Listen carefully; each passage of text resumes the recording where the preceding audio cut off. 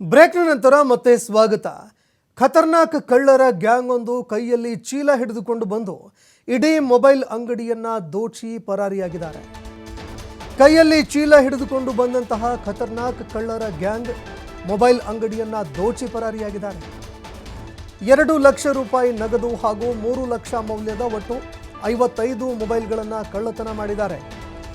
ಬೆಂಗಳೂರಿನ ಶಿವಾಜಿನಗರದ ವಿಶ್ವಾಸ್ ಕಮ್ಯುನಿಕೇಷನ್ ಅಂಗಡಿಗೆ ನುಗ್ಗಿ ಕಳ್ಳತನ ಮಾಡಿದ್ದಾರೆ.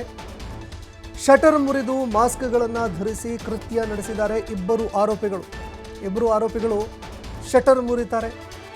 ಮಾಸ್ಕ್ ಧರಿಸಿದ್ದಂತಹ ಕಳ್ಳರು ಒಳಗೆ ನುಗ್ಗಿ ಈ ಕೃತ್ಯ ಎಸಗಿದ್ದಾರೆ.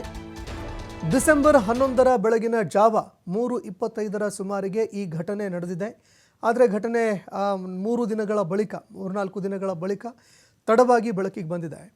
ಶಿವಾಜಿನಗರ ಪೊಲೀಸ್ ಠಾಣೆಯಲ್ಲಿ ಇಬ್ಬರು ಅಪರಿಚಿತರ ಮೇಲೆ ಈಗ FIR ಕೂಡ ದಾಖಲಾಗಿರುವಂಥದ್ದು.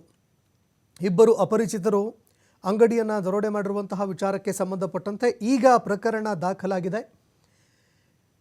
ಇನ್ನು ಅಂಗಡಿಯಲ್ಲಿ ಇದ್ದಂತಹ ಹಣವನ್ನು ಕೂಡ ದೋಚಿದ್ದಾರೆ. ಅದೇ ರೀತಿಯಾಗಿ ಅನೇಕ ಮೊಬೈಲ್ಗಳನ್ನು ಅಲ್ಲಿಂದ ದೋಚಿ ಪರಾರಿಯಾಗಿದ್ದಾರೆ ಅನ್ನುವಂತಹ ಮಾಹಿತಿಗಳು ಲಭ್ಯವಾಗಿದೆ. ಇನ್ನು ಈ ಕಳ್ಳರು ಕಳ್ಳತನ ಮಾಡ್ತಾ ಇರುವಂತಹ ಒಂದು ದೃಶ್ಯ CCTVಯಲ್ಲಿ ಎಲ್ಲವೂ ಕೂಡ ಸೆರೆಯಾಗಿದೆ. ದೃಶ್ಯಾವಳಿಯಲ್ಲಿ ನೋಡ್ತಾ ಇದ್ದೀರಿ. ಮಾಸ್ಕ್ ಹಾಕಿದ್ದಾರೆ, ಅದೇ ರೀತಿ ಕ್ಯಾಪು, ಒಂದೇ ಥರ ಬಟ್ಟೆ.